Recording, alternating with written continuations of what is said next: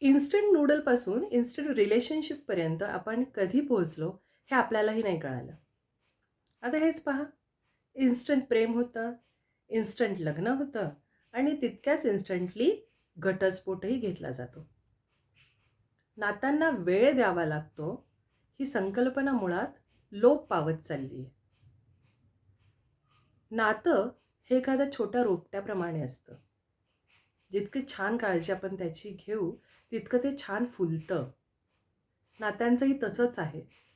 सुख, दुःख आणि सगळे भावना एकत्र येऊन ते हळू-हळू फुलत जातं आणि वाढतं. पण मला असं वाटतं, की हल्ली सगळंच यंत्रवत होत चाललंय. आपण म्हणतो, की यंत्रमानव म्हणजे रोबोटनी माणसाला रिप्लेस करायला लागलाय. पण मला असं वाटतं, की माणूसच एके दिवशी कधीतरी जाऊन यंत्रमानव बनणार आहे. विचार करा. खरंच विचार करायला लावणारी गोष्ट आहे ही.